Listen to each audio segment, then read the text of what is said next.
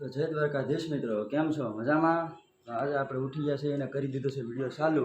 પહેલાં જવાનું છે હોટલે, કારણ કે આવ્યો છે પપ્પાનો ફોન.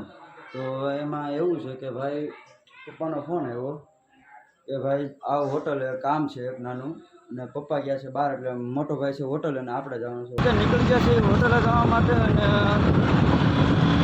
હોટલે આવ્યા અને તો ભાઈ કેવો રસ્તો કેવો છે ભાઈ, જુઓ કાંઈ ઘટે રસ્તામાં,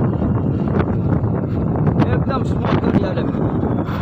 હા હાલો સીધા મળી હોટલે છે.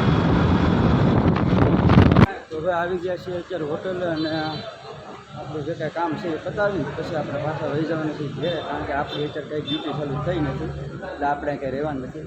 કામ છે અંદરનું, એટલે અંદરનું પતાવીને પછી આપણે તરત નીકળી જવાનું છે. તો હાલો કામ. અત્યારે આપણે હોટલે બોલાવો તો બાજરો દળાવો, તો બાજરો દળાવવા આવી ગયા છીએ અત્યારે. બાજરો દળાવીને જવાનું છે નાસ્તો કરવા, કારણ કે લાગી છે ભૂખ. હવે જવું આવી ગયા છે નાસ્તો કરવા માટે, અને જોઈ છે શું મળે છે નાસ્તામાં.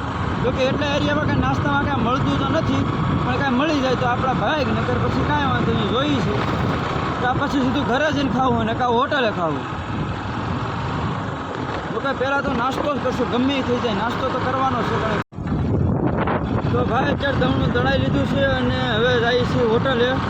હોટલે દવણું મૂકીને સીધા ઘરે જમીને પછી પાછા હોટલે જવું આપણા કામે, કારણ કે નાઇટ ડ્યુટી આપણી ચાલુ થઈ જાય. હોટલેથી આવી ગયા હતા ઘરે, અને ઘરે હવે મમ્મીને પૂછી કે હવે જમવામાં શું છે એ પ્રમાણે પછી તમને કહે, કારણ કે જમીન સીધું આપણે જવાનું છે હોટલે. તો ભાઈ મમ્મી આ જમવામાં શું છે? દૂધીનું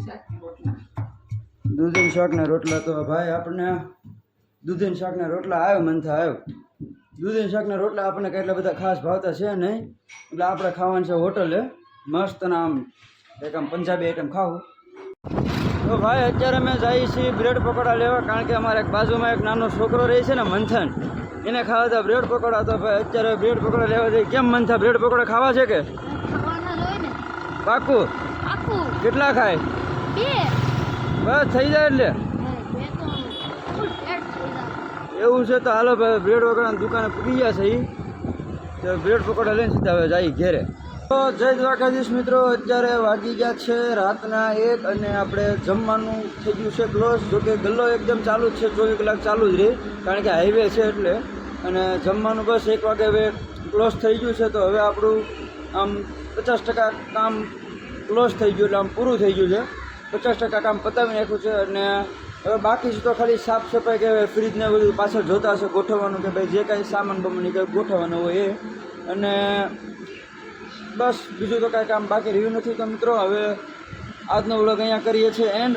મળીએ સીધા કાલના વ્લોગમાં. જો તમને આ વિડીયો મજા આવી હોય તો લાઈક કરજો, શેર કરજો અને સબસ્ક્રાઈબ કરજો. મળીએ સીધા બીજા વ્લોગમાં. જય દ્વારકાધીશ, રામ રામ.